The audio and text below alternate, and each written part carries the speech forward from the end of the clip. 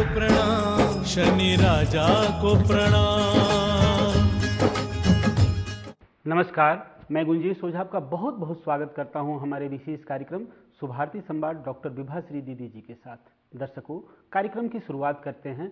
परिचर्चाएं अनंत हैं और यह श्री अनंत चलता रहेगा शुभारती चैनल पर। कार्यक्रम शुरुआत करने से पहले एक संक्षिप्त परिचय वीडियो डॉक्टर विभाश्री दीदी जी का देखते हैं। शनि साधिका डॉक्टर विभाश्री दीदी जी का संक्षिप्त परिचय। श्री शनीश्वर तीर्थ क्षेत्र शनि आश्रम चिकल थाना छत्रपति संभाजी नगर महाराष्ट्र की आप संस्थापिका हैं। आपके इस शनि आश्रम में ही 24, 25, 26 जून 2023 को एक भव्य पंचतत्व महोत्सव पंच महाभूत लोकोत्सव का आयोजन हुआ था। पंचतत्वों की सुरक्षा और संतुलन के माध्यम से जीवन रक्षा के लिए इन पंचतत्व महोत्सव में राष्ट्रीय संत सम्मेलन का आयोजन हुआ। इस आयोजन के प्रथम दिन का दीप प्रज्वलन अनेक महामंडलेश्वरों पीठाधीश्वरों ने मिलकर किया। संपूर्ण कार्यक्रम का आयोजन और संचालन प्रसिद्ध एस्ट्रोलॉजर साधिका डॉक्टर विभाश्री दीदी जी ने ही किया, जिनके व्यक्तिगत निमंत्रण पर भारत के अनेक राज्यों से 100 से भी अधिक संत महात्मा सद्गुरु आध्यात्म शिरोमणि श्री शनि आश्रम छत्रपति संभाजी नगर महाराष्ट्र की पावन भूमि के संत सम्मेलन में पधारे थे और पूरे महाराष्ट्र क्षेत्र से भी लगभग 500 संत महात्माओं प्रवक्ताओं विद्वानों ने भी इस आयोजन में भागीदारी निभाई और प्रमुख वक्ताओं ने अपने अपने उद्बोधन से लोगों को मंत्रमुग्ध भी किया, जिसमें कोल्हापुर महाराष्ट्र के कनेरी मठ के पीठाधीश्वर स्वामी अदृश्य काट सिद्धेश्वर स्वामी जी, अखिल भारतीय गोसेवा संघ रायपुर छत्तीसगढ़ के प्रमुख दूधाधिधारी मठ के मठाधीश महामंडलेश्वर श्री राजेश्री महंत श्री राम सुंदर दास जी महाराज प्रमुख थे।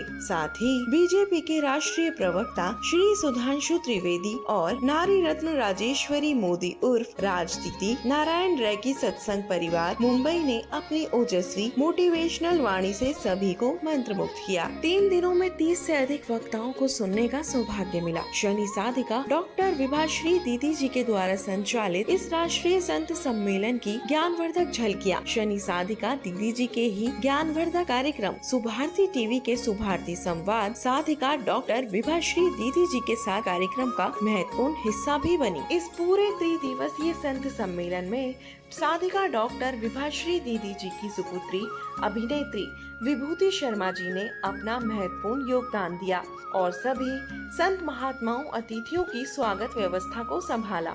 दीदी, बहुत बहुत स्वागत है आपका हमारे विशेष कार्यक्रम शुभारती संवाद डॉक्टर विभाश्री दीदी जी के साथ में। परिचर्चा की शुरुआत करते हैं। हमने वेदों के बारे में पिछले सीरीज में काफ़ी बातें की। आज का जो परिचर्चा होगा वो पूरा ऋग्वेद पर आधारित होगा। सबसे पहले हमारे दर्शकों को ऋग्वेद के बारे में महत्वपूर्ण जानकारी दीजिए। हमारे 4 वेद हुए हैं, सभी जानते हैं। अब इसका जो शुभारंभ हुआ है वो हुआ है ऋग्वेद से। पहले एक विशाल काय ग्रंथ हुआ करता था द्वापर युग में। तो द्वापर युग में जो बहुत बड़ा विशाल ग्रंथ था उसका नाम था ऋग्वेद। उस ग्रंथ के फिर आगे चलकर और 3 विभाग हो गए, यानी ऋग्वेद को मिलाकर 4 भाग बन गए और 4 वेदों के नामकरण हो गए। पर जो मूल था वो ऋग्वेद ही था। ऋग्वेद के अंदर से सामवेद में, यजुर्वेद में और अथर्ववेद में पद लिए गए था सब ऋग्वेद के अंदर। पर इसके अंदर से किसी वेद में आधे, किसी में 75% और किसी में 25%, ये जितना भी ज्ञान था वो लिया गया। मूल था ऋग्वेद। ऋग का मतलब होता है कोई रिंग, कोई घेरा, किसी प्रकार से किसी भी चीज़ को पूरी तरह से ऋग कर देना। यानी जैसे कि पद लयबद्ध भाषा में लिखे जाते हैं, तो ऋग्वेद ने स्थिति का ज्ञान दिया। यह स्थिर वेद था और इस स्थिर वेद में, स्थिति का ज्ञान देने वाले वेद में अपने आप में इतना सारा महासागर था, इतना सारा ज्ञान भरा हुआ था कि कोई विषय ही ऐसा नहीं था जिस विषय का ज्ञान इसमें ना हो। फिर हमने विषय के हिसाब से इसका विभाजन किया। सारी जितनी भी रचनाएं इसके अंतर्गत थीं सब पद में लिखी गई थीं। यहाँ तक कि हमारे जितने भी शास्त्र थे, हमारी जितनी भी विद्याएं थीं, जितनी भी कलाएं थीं, जो भी विज्ञान था, जो भी कृषि थी, जितने भी हमारे अभी तक के खोज पर आधारित ग्रंथ थे, वो सब ऋग्वेद से निकले हैं। हमारे संप्रदाय, हमारी जातियाँ, हमारे संस्कार, हमारी सभ्यताएं, हमारा समाज, हमारे धर्म, जितना भी हम चारों तरफ अलग अलग रूप में देख रहे हैं, चाहे वो किसी भी प्रकार के धर्म का नामकरण उसका हो चुका है, असल में यह है सब वैदिक, और वैदिक में वेदों का ऋग्वेद इसका राजा है। ऋग्वेद से ये सब लिया गया है। हमारे हवाई जहाज बनाने की कल्पना से लेकर 0 से मिलियन तक जाने की कल्पना तक, विज्ञान में मेडिकल साइंस की कल्पना से लेकर इंजीनियरिंग के कंप्यूटर बनाने की कल्पना तक, विभिन्न प्रकार की ज्ञान विज्ञान की बातें जो आज लोग कर रहे हैं, ये सैकड़ों वर्ष पूर्व ऋग्वेद में सब दिया जा चुका है। कहा गया है कि अलग अलग संत ने, महात्मा ने, ऋषि ने अपने द्वारा जो ज्ञान था अपनी पीढ़ी को दिया। जैसे कि हमने कोई कहानी सुनी और वो कहानी हमने किसी आगे वाली पीढ़ी को सुनाई, तो बहुत सारे वेद व्यास हो गए। मैंने इस युग में जितने ऋषि हुए, उन ऋषियों के द्वारा जो जो कहानी सुनी, वो अपने युग में अपनी आने वाली पीढ़ी को दी, और आने वाली पीढ़ी ने उसकी आने वाली पीढ़ी को दी। ये ज्ञान श्रुति ज्ञान बनकर ऐसे आगे बढ़ता गया, आगे बढ़ता गया, और आज यहाँ कलयुग तक पहुँच गया। ऋग्वेद का जो मूल स्वरूप था वह था अग्नि, इंद्र देवता, जल देवता, इन सब की आराधना।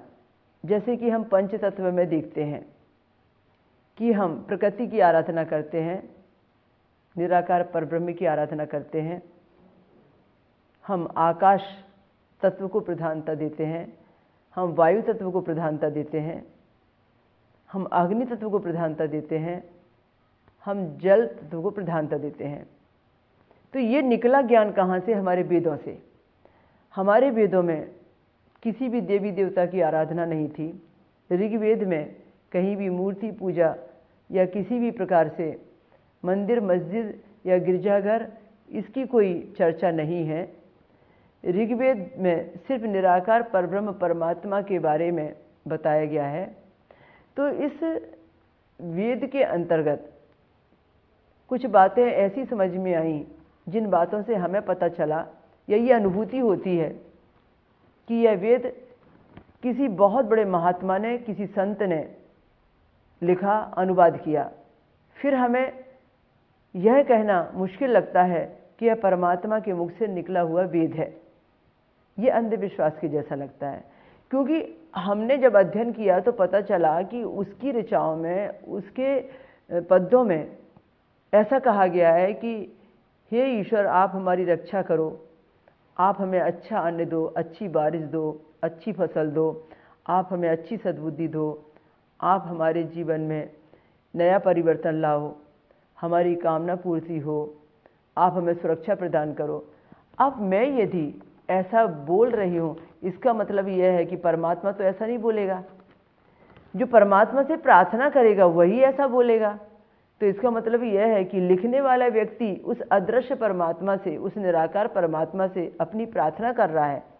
तो फिर कैसे कह सकते हैं ये लिखी गई प्रार्थना परमात्मा ने लिखी, या लिखी गई प्रार्थना ब्रह्मा के मुख से निकली, क्योंकि ब्रह्मा तो स्वयं ब्रह्मा है। ब्रह्मा क्यों किसी से आराधना की बात करेंगे? ब्रह्मा तो सिर्फ ज्ञान देने की बातें करेंगे। तो ऐसे कई सारे हमें पद मिलते हैं, कई सारी आराधनाएं मिलती हैं जिसमें हमने स्तुति गाई है निराकार परमात्मा के लिए, और जिसमें हमने स्तुति की है उस परमात्मा की कि जो हमारी रक्षा करता है और जिससे हम कुछ पाना चाहते हैं, हमारी कार्य सिद्धि, हमारी मनोकामना, हमारी इच्छाओं की पूर्ति।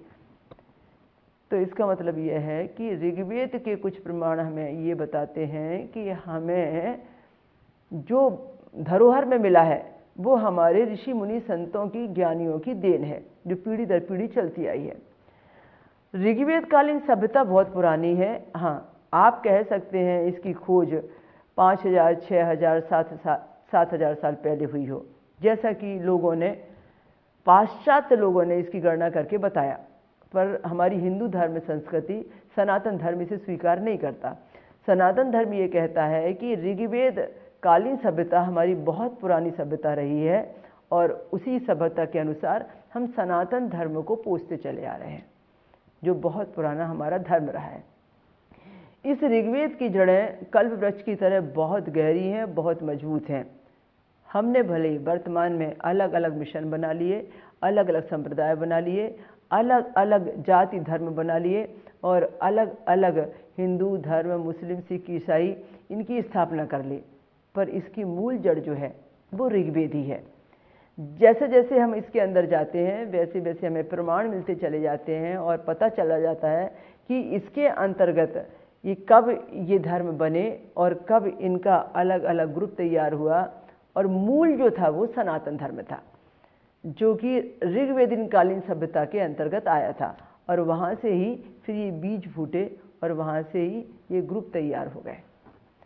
तो इसलिए हम ये प्राउड के साथ कह सकते हैं कि वैदिक कालीन सभ्यता ऋग्वेद में बताई गई, और ऋग्वेद का जो ज्ञान है वो पूरे हमारे चारों वेद के अंतर है, और ऋग्वेद के अंतर जो भी पद्य हैं वही सारे वेदों के अंतर्गत आए हुए हैं। और ऋग्वेद की महत्वपूर्ण ऋचाएँ हमारे महाराष्ट्र के अंतर्गत एक पूना शहर है, उस पूना के अंतर्गत में एक भंडारकर, एक लाइब्रेरी का नाम है, एक ग्रंथालय का नाम है, वहाँ पर ऋग्वेद की काफ़ी ऋचाएँ आज भी मौजूद हैं, इस प्रमाण के साथ में कि कितना पुराना इसका इतिहास रहा है। और जितने भी हमारे लोकप्रिय मंत्र हैं, जितने भी हमारे ऐसे मंत्र हैं जो दैनिक रूटीन में हम गाते हैं, पढ़ते हैं, आशीर्वाद देते हैं, लेते हैं, या पुरोहित गण उसका उच्चारण करते हैं, वो सब ऋग्वेद से निकले हुए हैं और इसके नाम से उनकी बहुत ज़्यादा प्रसिद्धि हुई है। हमारा जो हवाई जहाज निर्माण का जो सबसे मूल सांकेतिक भाषा का सांकेतिक विज्ञान निकला है वो ऋग्वेद से निकला है, और यदि वो ऋग्वेद से निकला है तो आप समझिए कि सांकेतिक भाषा को समझने वाले जो हमारे ज्ञानी थे उन्होंने कितना ज्ञान दुनिया को दिया वेदों का अध्ययन करके। इसलिए मैं सिर्फ आपसे ये कह सकती हूँ कि ऋग्वेद जो है वो हमारी मूल है, वो हमारी जड़ है, और जड़ से पूरे बट वृक्ष की स्थापना हुई है, फलदार वृक्ष की स्थापना हुई है, और सैकड़ों ज्ञान की शाखाएं उससे फूटी हुई हैं। मेन जो मूल है वो ऋग्वेद है। दीदी, अभी आपने बात की कि हमारे दैनिक जीवन में जितने भी मंत्र का प्रयोग किया जाता है, लोग मंत्र से पूजा पाठ करते हैं, वो सब ऋग्वेद से लिया गया है। तो वैसे 4-5 ऐसे कौन कौन से मंत्र हैं जो दैनिक पूजा में उसका प्रयोग किया जाता है, लोग उसका आराधना करते हैं, वो कौन से 5-6 मंत्र हैं, उसके बारे में विस्तृत जानकारी हमारे दर्शकों को दीजिए कि ये मंत्र ऋग्वेद से लिया गया है, जो उनको जानकारी नहीं है। वैसे तो ग्रंथों का मूल ऋग्वेद ही रहा है, और जैसे गायत्री महामंत्र ऋग्वेद से लिया गया, जैसे महामृत्युंजय मंत्र ऋग्वेद से लिया गया, इसी प्रकार से बहुत एक लोकप्रिय मंत्र है जिसे स्वस्ति वाचन मंत्र कहते हैं। अक्सर आपने देखा होगा कि पुरोहित गण जब शांति पाठ कराते हैं, स्वस्ति वाचन बोलते हैं, एक दूसरे को आशीर्वाद देते हैं, या कोई हम पूजा घर में रखते हैं तो पूजा के समय में वह एक मंत्र बोलते हैं, स्वस्ति न इंद्रो वृद्धश्रवाः स्वस्त न पूषा विश्ववेदाः। ये जो मंत्र है स्वस्ति वाचन मंत्र, शुभ कामनाओं से भरा हुआ मंत्र, ये ऋग्वेद का बहुत लोकप्रिय मंत्र है।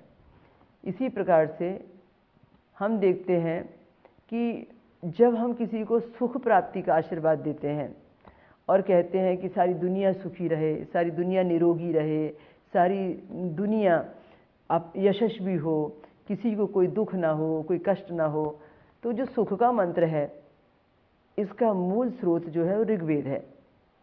जैसे मैं आपको बोल के बताती हूँ, जब कोई भी शुभ कार्य होता है तो हम भगवान से प्रार्थना कैसे करते हैं। सर्वे भवन्तु सुखिना सर्वे सन्तु निरामया सर्वे भद्राणि पश्यन्तु माँ काश्चित दुख भाग भवेत। सर्वे भवन्तु सुखिना, हे परमात्मा मेरी प्रार्थना ये है आपसे कि सारी सृष्टि सुखी रहे, सब जीवन में सुखी रहे, सब सुख का जीवन जिए। सर्वे भवन्तु सुखिना सर्वे सन्तु निरामया। निरामया का मतलब कहते हैं कि निरोगी हो, किसी को किसी भी प्रकार की कोई बीमारी, कोई रोग जीवन में ना हो, सब स्वस्थ जीवन जिए। तो हमारी कामना ये है, हमारे वैदिक मंत्र का आप देखिए कि कितना बड़ा भाव था, कितनी जन कल्याण की भावना थी कि सर्वे भवन्तु सुखिना सर्वे सन्तु निरामया, कि हमारे आसपास जो भी प्राणी हैं वो हर रूप में स्वस्थ रहें और निरोगी रहें, वह आरोग्यवान जीवन जिए। सर्वे भवन्तु सुखिना सर्वे सन्तु निरामया सर्वे भद्राणि पश्यन्तु। भद्राणि का मतलब कहते हैं कि शुभ मांगलिक कार्य, कोई भी कार्य किसी का रुके ना, जो भी घर में खुशियाँ आती हों, शुभ मांगलिक कार्य होते हों, वो सब होते रहें। किसी भी घर के अंदर में कोई भी अमंगल ना हो, सब मंगल ही मंगल हो, सबके घर में अच्छे शुभ कार्यों का वातावरण बना रहे, शुभ मांगलिक कार्यों से उनकी खुशियाँ बनी रहें। तो सर्वे भद्राणि पश्यन्तु माँ काश्चित दुख भाग भगेत। दुख भाग भगेत, किसके जीवन में सपने में भी कोई दुख ना आए, किसी के भी जीवन में कोई भी दुख की किरण ना आए, दुख उससे दूर रहे, दुख उसके नज़दीक ना आए। कितना बड़ा हमारा वैदिक भाव रहा होगा और कैसे हमारे संत रहे होंगे जिन्होंने इस प्रकार से हमें बनाने का प्रयास किया होगा कि हम सबके लिए सुखी रहने का हमेशा ये भाव रखें। तो ऐसे बहुत सारे मंत्र हैं। अभी हम जब हवन यज्ञ करते हैं तो आपने देखा है, या आरती करते हैं, कर्पूर आरती के बाद में अक्सर पूर्णाहुति का मंत्र बोला जाता है। यह हवन यज्ञ पूरा हो गया तो फिर आप एक नारियल डालते हैं और फिर पूर्णाहुति का मंत्र बोलते हैं। अद्भुत है ये पूर्णाहुति का मंत्र, जो हमारी वैदिक धरोहर है। ओम पूर्णमदा पूर्णमिदं पूर्णात् पूर्णमुदच्यते पूर्णस्य पूर्णमादाय पूर्णमेवावशिष्यते, कि वो तो हमेशा से ही पूर्ण था, पूर्ण है, पूर्ण ही रहेगा, उसकी तुलना तो किसी से की ही नहीं जा सकती। उसने हमें भी तो ऐसा ही जीवन दिया है। चाहे हम आत्मा को बखान कर लें, चाहे परमात्मा को बखान कर लें, चाहे इस सृष्टि को बखान कर लें, हमेशा उसको पूर्ण ही कहा गया है। उसके टुकड़े किए नहीं जा सकते, उसको किसी से तुलना नहीं की जा सकती, वो अपने आप में संपूर्ण है। पूर्णमिदा पूर्णमिदं पूर्णात् पूर्णमुदच्यते पूर्णस्य पूर्णमादाय पूर्णमेवावशिष्यते। ओम पूर्णादर्वी परापत सुपूर्णा पुनरापत वसनेव विकीर्णा वाहा ईश मुंज सतक्रतो स्वाहा ओम सर्वै सर्वगुम स्वाहा। ये इतना प्यारा मंत्र है कि हम हमारी लाइफ में दुखों की पूर्णाहुति करते हैं, कष्टों की पूर्णाहुति करते हैं, विपत्ति की पूर्णाहुति करते हैं, शत्रुओं की पूर्णाहुति करते हैं, बाधाओं की पूर्णाहुति करते हैं, सब प्रकार से निर्विघ्न जीवन जीना चाहते हैं और उस पूर्णता प्राप्त परमात्मा की ओर जाते हैं और हम कहते हैं कि आप संपूर्ण हैं, आप पूर्णत्व को प्राप्त हैं, अब कुछ शेष रह नहीं गया है। तो हम आपकी आराधना में, आपकी शरण में हम ये पूर्णाहुति करते हैं। तो इस तरीके से इसके कई अर्थ हैं, कई भाषाओं में लिखे गए हैं, पर मैं तो सिर्फ ये बताना चाहती हूँ कि हमारे वेदों की दुनिया कितनी निराली है, कितनी प्यारी है, कितनी ज्ञान से भरी हुई है, कितनी मिठास से भरी हुई है।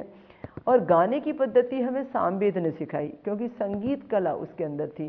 तो और लिखने की पद्धति जो है वो ऋग्वेद ने दी, और फिर उसको गद्य करके, पद्य को गद्य करके जब बनाया गया तो धीरे से यजुर्वेद में प्रवेश कर गए, और फिर अथर्ववेद में आते आते तो पूरा ही गद्य से पद्य, पद्य से गद्य बन गया। मतलब फिर वो अलग अलग संसार, अलग अलग दुनिया बन गई, क्योंकि फिर वो कलयुग में आते आते फिर अलग प्रकार से वो वेद तैयार हो गया।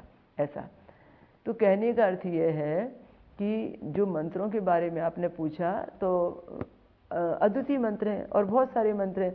कोई ऋग्वेद के प्रारंभ में, कोई यजुर्वेद के प्रारंभ में, कोई अथर्ववेद के प्रारंभ में, कोई सामवेद के प्रारंभ में। अभी आपने तमसो माँ ज्योतिर्गमय ये मंत्र सुना होगा। हम कैसे समझते हैं तमसो माँ ज्योतिर्गमय? ये तमसो माँ ज्योतिर्गमय लगता है कि हम माता की आराधना कर रहे हैं कि वह हमें अंधकार से प्रकाश की ओर ले चले। असल में ये तमसो माँ ज्योतिर्गमय ये जो मंत्र है, ये अंधकार से प्रकाश की ओर ले जाने वाला तो मंत्र है, पर किसी देवी आराधना का मंत्र नहीं है। ये उस परमात्मा के लिए लिखा गया मंत्र है कि वो परमात्मा हमें अंधकार से प्रकाश की ओर ले चले और हमारा जीवन प्रकाशमान बनाए। तो ये तो छोटे छोटे से मैंने मुखड़े आपको बताए, पर हम दैनिक आराधना में ऐसे बहुत सारे मंत्र बोलते हैं। जैसे शांति मंत्र, बहुत लोकप्रिय शांति मंत्र, ये हमारा वैदिक मंत्र बहुत प्रभावी मंत्र है कि आपने किसी हाथ में जल लेकर उसके ऊपर छींट भी दिया तो उसके मन को शांति मिलती है, उसके तन की सुरक्षा होती है, वह व्यक्ति ऊर्जावान हो जाता है। और पढ़ने वाला और सुनने वाला और वातावरण में गूंजने वाला मंत्र, हर दृष्टिकोण से मंत्र प्रक्रिया तो बहुत काम करती है। ओम ध्यो शांति अंतरिक्षे गुण शांति पृथ्वी शांतिरापः शांतिरोषधयः शांति वनस्पतयः शांति विश्वे देवाः शांति ब्रह्म शांति सर्वगुण शांति शांतिरेव शांति सामा शांतिरेधि। ओम विश्वानि देवी सवित्राणि पराशुभ यद्भद्रम तन्ने आशुभ।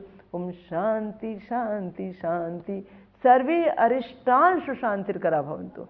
यानी हमारे वैदिक मंत्र में ये कहा गया है कि जीवन के सारे अरिष्ट, सारी घटना, दुर्घटना, प्रलय, परेशानी, कष्ट, बाधा, सब कुछ शांत हो। प्रकृति में जितना भी जो भी अरिष्ट है वो भी शांत हो। मन में, शरीर में, आसपास, बाहर वातावरण में, जितना भी इस सौर मंडल में जो भी अरिष्ट बातें हैं, जो भी तकलीफदायक, घटनादायक जो भी बातें हैं, वो सब अरिष्ट शांत हों। सर्वे अरिष्टान सुशांतिर्करा भवन्तु कि प्रकृति के लिए भी मांगा गया है कि हमारी प्रकृति में जो भी भूकंप, ज्वालामुखी, जो भी अतिवृष्टि, सूखा, जो भी अरिष्ट हैं, उनसे भी हमारी रक्षा हो। तो इस तरीके से एक एक मंत्र के कई कई गूढ़ अर्थ हैं, पर जब इसे परिचर्चा करना चाहेंगे तो बड़ी लंबी खिंच जाएगी, पर है बड़ी प्रभावी परिचर्चा। हालांकि मैं वेद पाठी नहीं हूँ, मैंने वैदिक मंत्रों को सिर्फ अध्ययन में ही सीखा है, क्योंकि मुझे कर्मकांड का शौक़ रहा है। और शनि अमावस्या पर और 14 जनवरी के मकर संक्रांति पर, ये साल में 2 बार मैं पुरोहित बनकर हमेशा खुद यज्ञ कराती हूँ या खुद मैं मंत्रों का उच्चारण करने लगी हूँ। तो ये मेरा शौक़ है, ये मुझे अच्छा लगता है, और इसलिए मैं अकेली महिला पुरोहित हूँ जो बड़े बड़े हमारे साथी पुरोहितों, संत महात्माओं के साथ मिलकर मैं ये धर्म का और यज्ञ का संचालन करती हूँ। तो मुझे ऐसे बहुत सारे मंत्र कंठस्थ हो गए हैं, पर मैं उस तरीके की वेद पाठी नहीं हूँ जो सिस्टमेटिक ढंग से, जो आरोह अवरोध के साथ में, जो गति के साथ में, लय के साथ में बोलना चाहिए। पर वो मेरी भावना है जो मैं आपको बोल के बता रही हूँ कि अर्थ इसके कितने अच्छे हैं और किस तरीके से हम उसे जीवन में धारण करते हैं।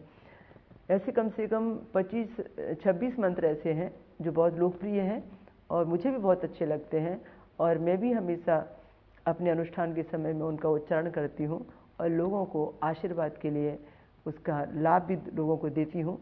और चूँकि आपने आज मंत्रों की चर्चा की तो मैंने इसके बारे में आपको बताया, पर दैनिक आराधना से लेकर और हमारे शांति अनुष्ठानों का यह विषय रहे। हमारे शनि आश्रम औरंगाबाद महाराष्ट्र में और N2 सिडको के शनि मंदिर में, जहाँ मैं यहाँ पर दैनिक आराधना सुबह शाम करती हूँ, अक्सर पूर्णाहुति का मंत्र बोला जाता है, अक्सर महामृत्युंजय मंत्र बोला जाता है, नवग्रह शांति का मंत्र बोला जाता है, वैदिक मंत्र भी हम शनिदेव का बोलते हैं। ये सब तो वेदों से निकला है। जिसके आगे वैदिक मंत्र है वो वेदों से निकला है।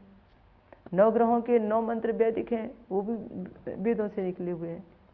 दीदी, इस महत्वपूर्ण जानकारी देने के लिए आपका बहुत बहुत धन्यवाद। दर्शकों, आज के इस विशेष कार्यक्रम सुभारती संवाद डॉक्टर विभाश्री दीदी जी के इस विशेष सीरीज में बस इतना ही। मुझे और पूरी टीम को दीजिए इजाजत। अगले शनिवार इसी मंच पर पुनः मिलेंगे। जय शनिदेव। श्रीमद् भगवद गीता के अनुसार पूर्व जन्मों के पापों के प्रायश्चित हेतु वर्तमान को अच्छा बनाने के लिए और भविष्य में अपने सपनों को साकार करने के लिए यज्ञ कराने की सलाह दी गई है और सभी यज्ञों में ज्ञान यज्ञ ही सर्वोत्तम है।